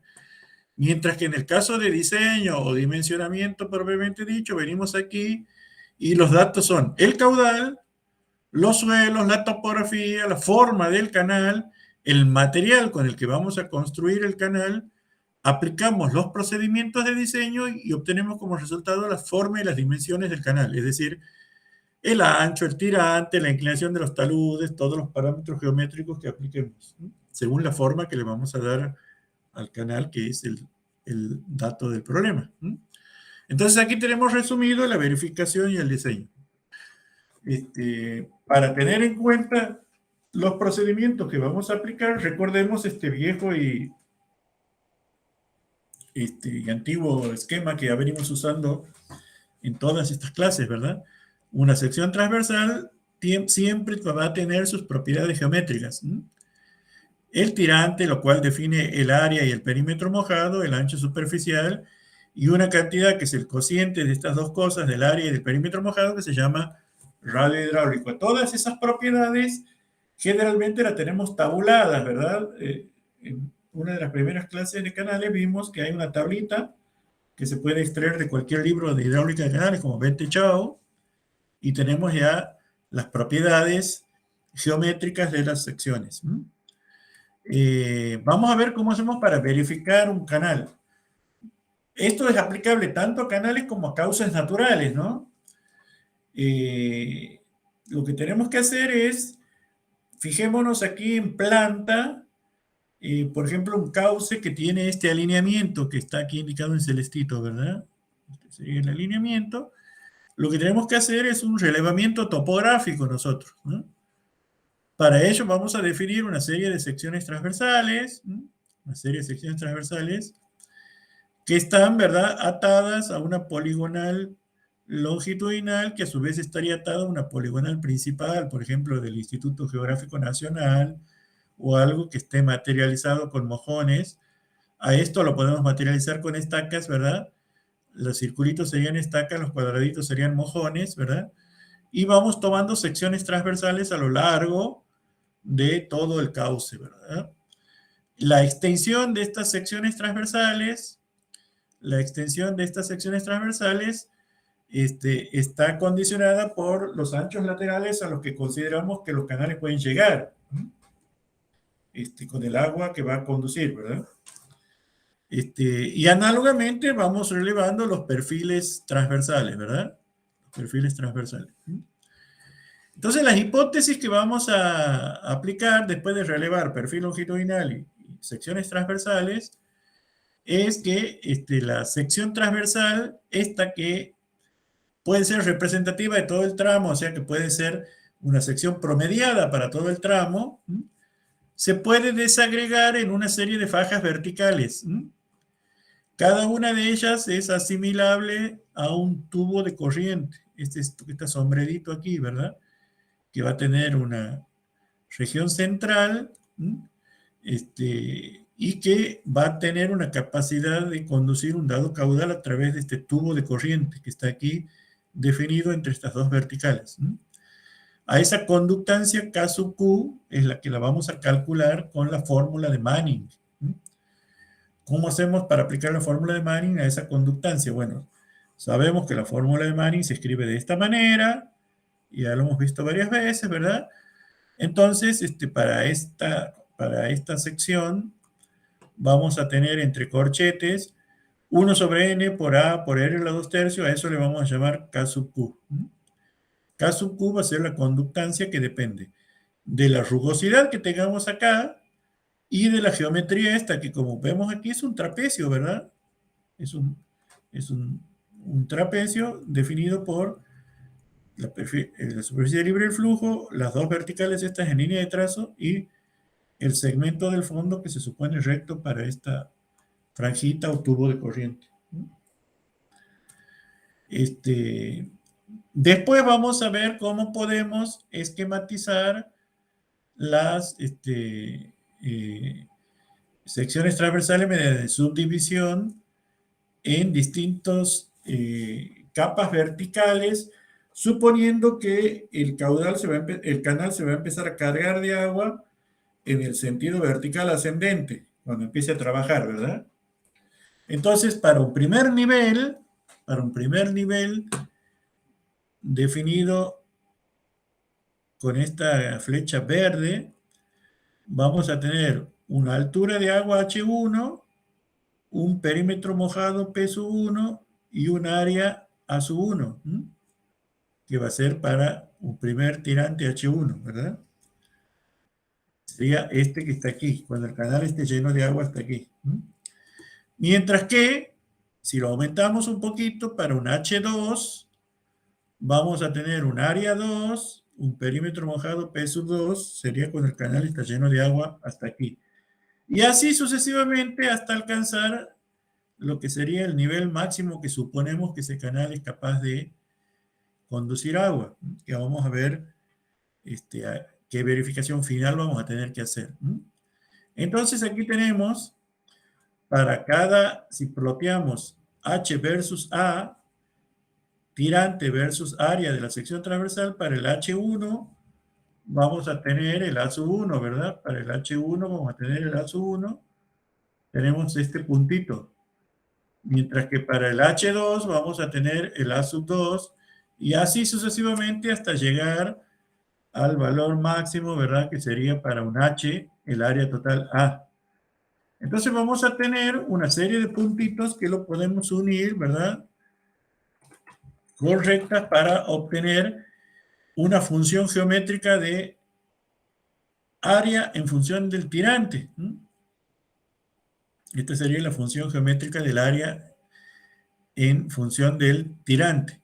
Obviamente, cuanto más fino sea el análisis que hagamos, es decir, cuanto más valores de áreas y de tirantes hagamos, mejor definición va a tener esta curvita. Aquí es una poligonal quebrada gruesa porque únicamente hemos usado 3 puntos, ¿verdad? Pero si usamos n puntos la podemos mejorar sustancialmente. Lo mismo podemos hacer ploteando para el perímetro mojado, ¿verdad? H versus P. Vamos a tener una curvita que sería la función geométrica del perímetro mojado. De forma tal que, refinando ambas curvas, vamos a tener función geométrica de área, sería esta curva anaranjada, función geométrica del perímetro mojado, sería esa curvita celeste. Obviamente que cada geometría particular de una sección transversal nos va a dar una curvita diferente. Cuando son formas geométricas conocidas como trapecios, parábolas, elipses, arcos de circunferencia, etcétera, bueno, las funciones geométricas están mejor definidas, pero cuando son irregulares, como en el caso de los cauces naturales que tienen forma cualquiera, bueno, estas curvitas se pueden definir mejor tomando varios puntitos que vayan simulando cómo va creciendo el agua en el canal. Como decimos, las formas y características de estas funciones geométricas dependen de cada geometría de la sección transversal en particular. En el caso de las trapeciales, ¿verdad? FA es parabólica porque es cuadrática la relación, mientras que FP es lineal, ¿verdad? El área va con el cuadrado del tirante y el perímetro mojado va con el tirante a la 1, ¿verdad? Bueno, entonces vamos a retomar la fórmula de Manning. Aquí tendríamos una representación esquemática de lo que serían las funciones geométricas para nuestra sección transversal que hemos estado usando hace un ratito, ¿verdad? Entonces representábamos la fórmula de Manning, donde K sub Q es la conductancia, lo que está aquí entre corchetes, y podemos hacer una tablita para calcular. ¿Cómo hacemos esta tablita para calcular? Podemos utilizar el Excel, ¿verdad? Y vamos aplicando H, empezamos a darle valores a H, calculamos los T, calculamos los B, calculamos el área, el perímetro mojado, el radio hidráulico, que es el cociente de estas dos cosas, aplicando la fórmula de Manning, esta que está aquí, calculamos la velocidad, multiplicado velocidad por área, calculamos el caudal.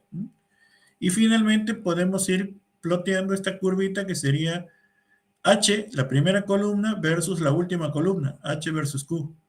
Para distintos valores de H, los correspondientes valores de Q, va saliendo esta curvita. Bueno, la primera verificación, lo mismo podemos hacer para la velocidad, ploteando la primera columna versus la penúltima columna de esta tabla.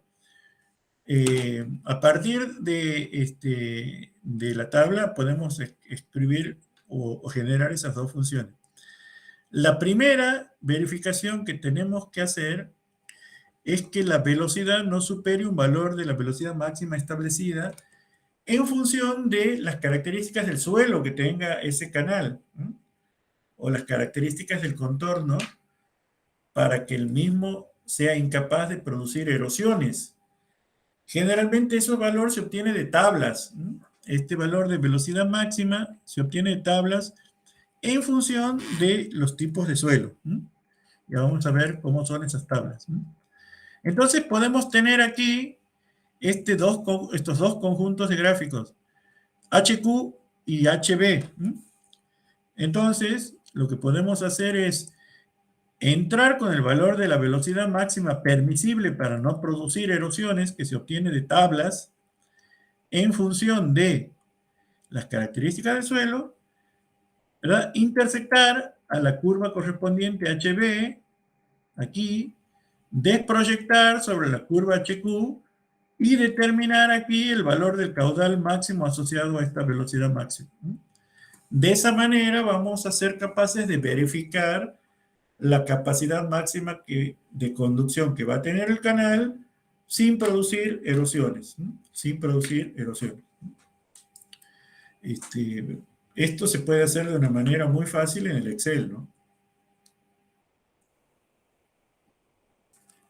Es más, esas dos grafiquitas están sacadas de un ejemplo que se hizo en Excel, ¿no? Eso es lo que atañe a la verificación. ¿Qué hacemos con el diseño de canales? El diseño de canales era la otra parte que es lo más complicado. En realidad, tenemos un caudal y tenemos que determinar las dimensiones del canal para conducir ese caudal, ¿no? Entonces, los aspectos que vamos a tener en cuenta son los siguientes: el tipo de flujo y el caudal que deseamos conducir. O sea, el caudal es un dato.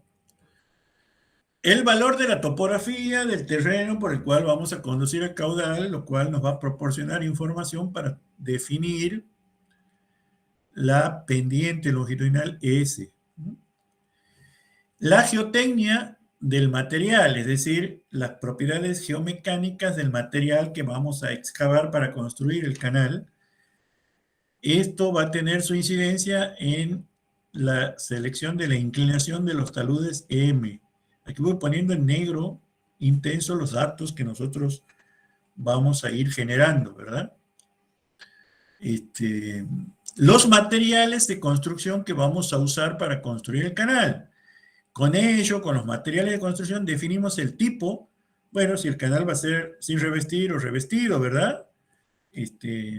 Y a partir de ello determinamos la rugosidad de Manning, el valor de N.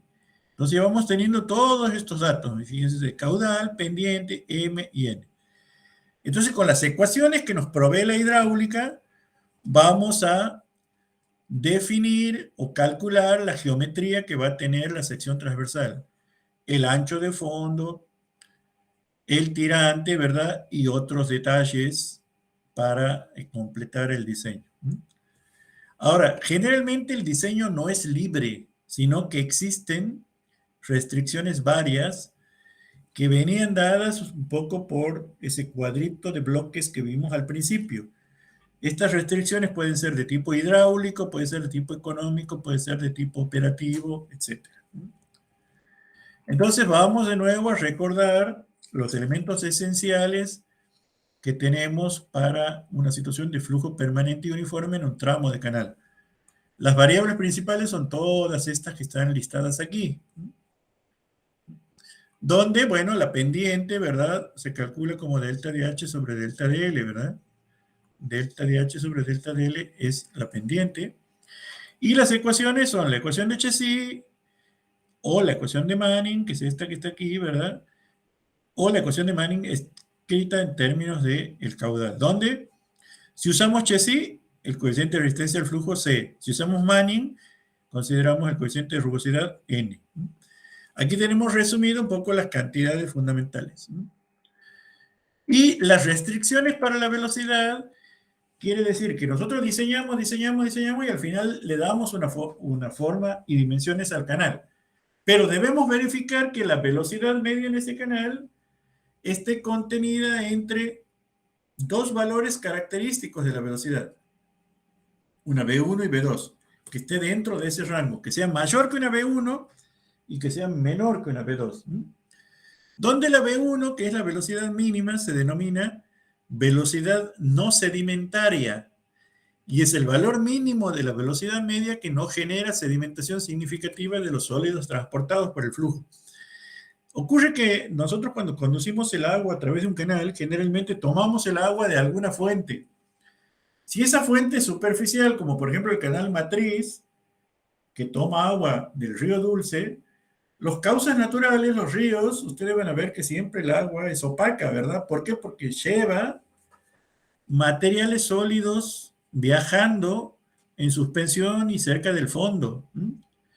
Entonces, siempre el agua que conducimos por los canales tiene en mayor o menor medida un cierto contenido de sólidos.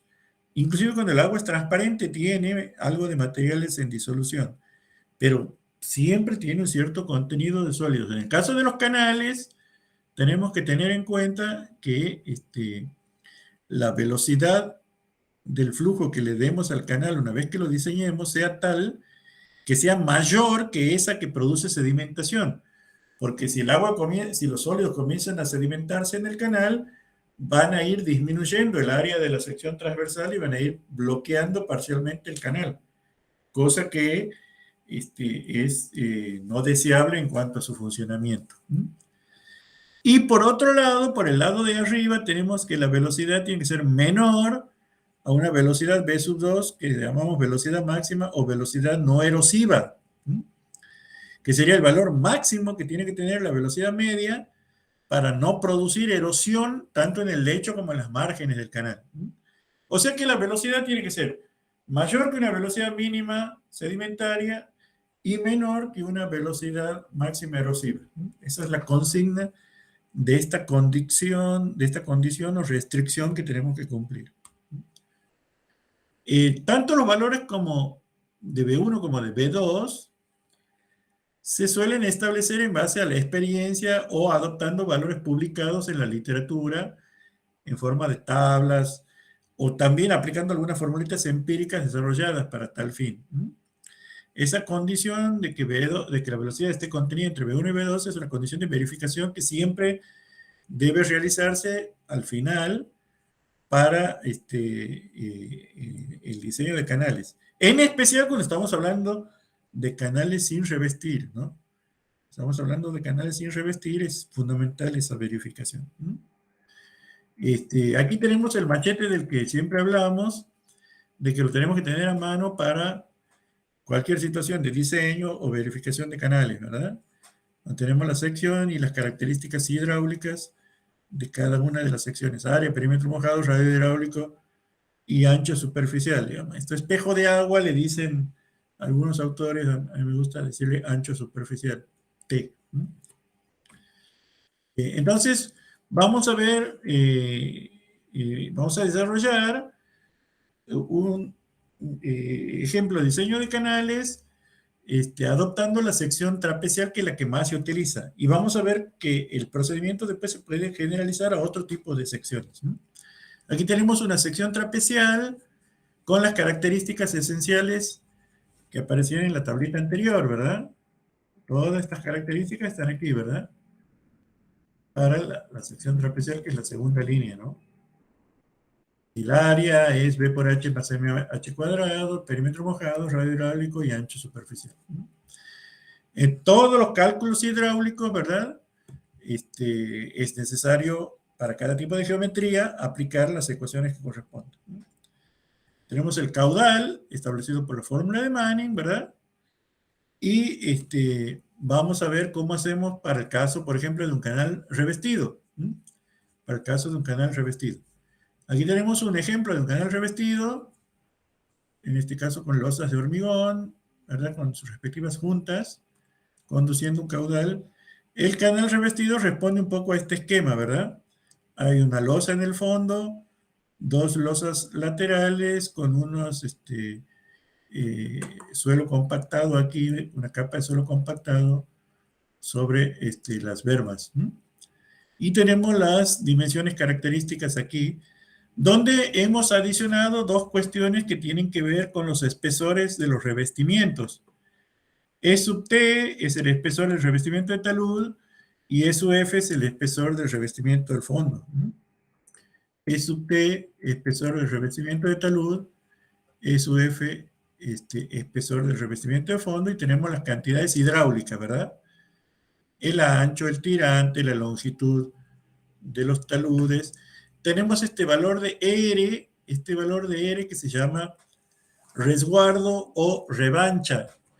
Siempre es necesario disponer de una altura de seguridad por encima del tirante máximo.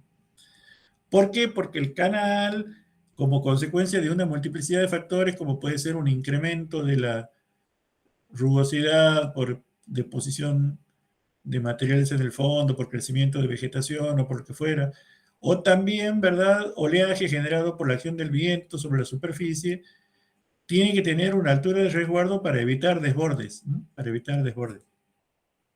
Ese valor de R habitualmente se define como cierto porcentaje o como una cierta fracción de H, generalmente en torno entre el 10 y el 20% de H. Por ahí un valor de compromiso suele ser 0,15 de H como valor de diseño, pero bueno, siempre se establece, ¿verdad?, un valor de seguridad. En algunos casos está establecido directamente por normativas. Así que el valor de R es un valor que entra en el acuerdo del diseño. Cuando lo revestimos al canal, bueno, ya sea por distintos sistemas, puede ser por revestimientos de hormigón, puede ser por revestimiento de geocelda, de bloques, de mampostería, de lo que fuera. Generalmente se puede disponer una geomembrana abajo como para garantizar una condición de filtro. Esto lo van a ver ustedes bien más adelante cuando cursen las materias correspondientes, por ejemplo en riego y drenaje. Y aquí están un poco las dimensiones características. Se ha encontrado que en función de posibles diseños que uno le asigne al canal, puede establecer una función de costos en términos de la razón de aspecto que se llama, que es el cociente entre B y H, o sea, entre el ancho y el tirante. De manera tal que si uno calcula el costo a potenciales diseños que se podrían generar con distintos valores de B y H, puede plotear una curva dibujando el costo aquí expresado en pesos o en la unidad monetaria que corresponda versus B sobre H. Y va a encontrar que para distintos valores de costos potenciales, generalmente va a encontrar una tendencia que puede mostrar una curvita que indica un mínimo. Este mínimo sería la sección más económica en términos de costos, correspondiente con el valor de B sobre H, que corresponde a este cuadradito que está aquí en abscisas. Bueno, esa función de costos se puede calcular tanto empíricamente como analíticamente. Y una vez que tengamos esa curvita, escoger el valor más económico. Y si no se puede, por alguna causa, empezar a moverse lateralmente hasta buscar una cercana a la solución más económica. Hay veces que no se puede por causas operativas, por causas logísticas o lo que fuera. Entonces, conviene moverse hasta encontrar el valor cercano al más económico. Bueno, para poder acometer esta cuestión hay herramientas de cálculo como paquetes de software para hacer estos cálculos y facilitarnos la tarea, ¿no? Hay un programita que se usa para PC que se llama H-Canales, diseñado por un profesor costarricense. Aquí tenemos una capturita de un programita de ese tipo, ¿verdad? Uno escoge la forma de la sección, por ejemplo, una sección rectangular, eventualmente puede escoger una sección parabólica, lo que fuera, ¿verdad? Y aquí están los datos, ¿verdad? Y el programa entrega estos resultados aplicando las ecuaciones que venimos viendo. Inclusive hay algunas aplicaciones móviles. Aquí tenemos una capturita que uno la puede tener en el celular, ¿verdad? Buscando en internet uno puede encontrar muchas eh,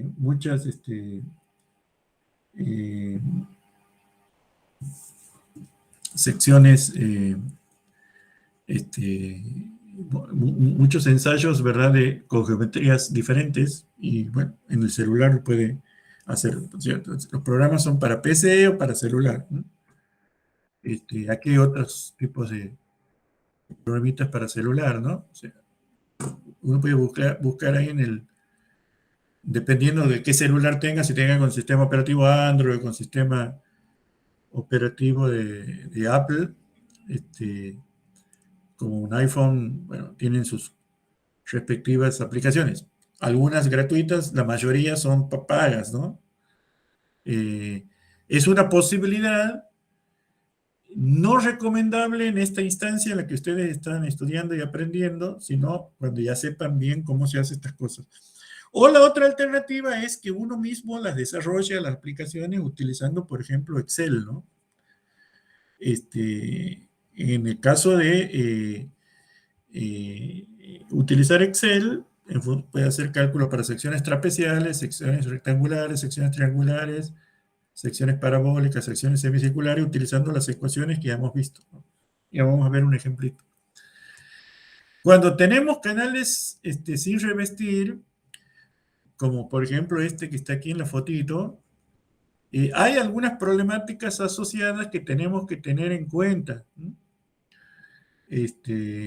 Y que tienen que ver muchas veces con que estos canales tienen problemas de conducción porque generan pérdidas, ¿no? Esas pérdidas tienen que ver con la evaporación o evapotranspiración, si los mismos tienen vegetación acuática, ¿verdad? Con la infiltración, ¿verdad? O con muchas veces pérdidas laterales o extracciones laterales, de manera que en un tramo de canal vamos a tener un caudal de ingreso y un caudal de egreso, ¿no? Un Q sub I, un Q sub O, y en ese sentido, bueno, tenemos que siempre dimensionarlo para el caudal de ingreso, aunque sepamos que después va a tener ciertas pérdidas, ¿no? Las velocidades permisibles en función de los suelos se pueden extraer de distintas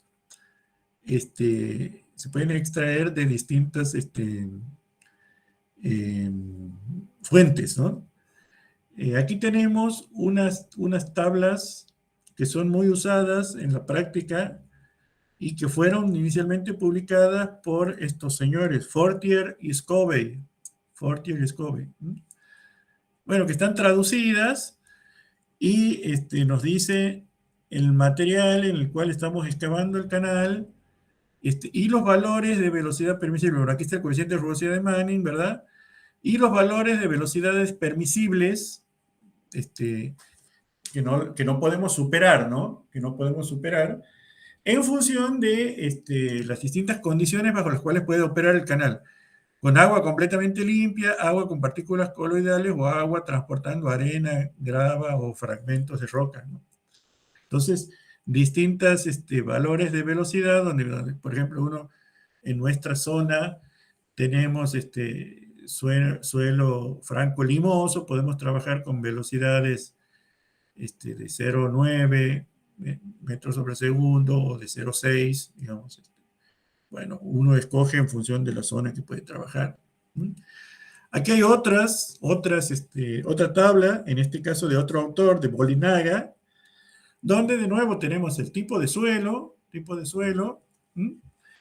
y los valores de velocidad permisible para condiciones de aguas claras y agua transportando sedimentos, ninguna vegetación, y agua transportando arena y grava y ninguna vegetación, en este caso con distintos tipos de vegetación. En los valores que no están consignados son porque esas condiciones no han podido ser investigadas, ¿no? Pero bueno, teniendo como referencia estas tablas, podemos adoptar los valores de velocidades permisibles, ¿no? Aquí hay otra de esas tablas, ¿verdad? Más sencilla, donde está directamente el tipo de terreno y los rangos de velocidades admisibles. Bueno, en la literatura hay muchísimas publicaciones con estas tres tablitas, tenemos bastante. Entonces, ¿cómo vamos a diseñar un canal excavado en tierra por el método de la velocidad permisible? Bueno, en primer lugar, los datos que vamos a tener son estos que están aquí. Caudal, naturaleza de los contornos, por lo tanto tenemos el n de Manning. Pendiente, por lo tanto tenemos el valor de S. Y tipo de suelo, por lo tanto tenemos el valor de M, inclinación de los taludes.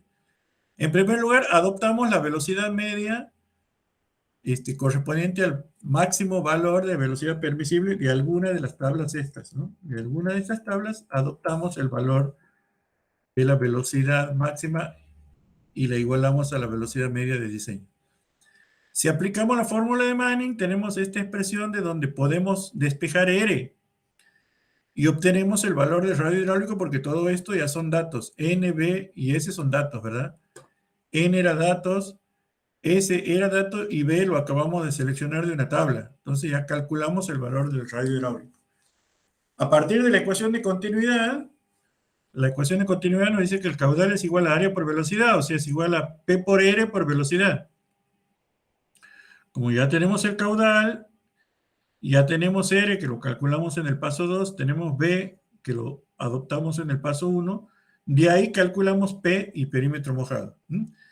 Con los valores de P, perímetro mojado, radio hidráulico y M, y la forma adoptada para la geometría del canal, calculamos B y H. Eso implica un cálculo geométrico, ¿verdad? Porque depende de la forma de la sección transversal. Para la sección trapecial, bueno, hacemos unos reemplazos en las fórmulas de la geometría de la sección transversal, nos queda una ecuación cuadrática, ¿verdad? Una ecuación cuadrática de segundo grado. La resolvemos aplicando la fórmula para resolución de ecuación cuadrática, y nos queda esta expresión para H. Una vez que tenemos el valor de H, calculamos el valor de B. Y con eso resolvemos el problema. Cuando tenemos rugosidades compuestas, como en este caso, ¿verdad? Tenemos que calcular por tubos de corriente independientes. Desagregar el canal con cada una de esas rugosidades en tubos de corriente independiente y calcular el caudal como la suma de las tres conductancias, 1, 2 y 3, multiplicado por la pendiente elevado a la 1/2. Bueno, de esta manera tenemos un primer punto que es el de diseño de canales, tanto revestidos como canales sin revestir. A partir de la clase que viene ya vamos a ver otras situaciones que tienen que ver con flujo gradualmente variado, que es el tema que viene después en el programa. Hasta aquí llegamos. No sé si tienen alguna duda, alguna consulta.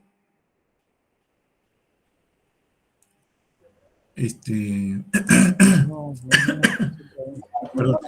muy buena. Esas gráficas, esas tablas que están ahí, están extractadas de otros manuales que no son el VenteShow, ¿no? En el VenteShow están las tablas de Fortier y Scovey, pero tengan cuidado porque están en unidades inglesas la velocidad, ¿no? Están en lo que Chow llama FPS, que significa pie cúbico por segundo, ¿no? Pie por segundo, ¿eh? Feet per second. Feet per second. Las velocidades están en FPS.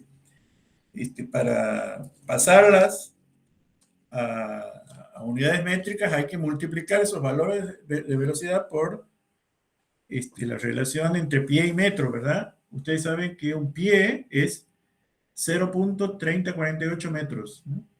Entonces, así les va a dar, digamos.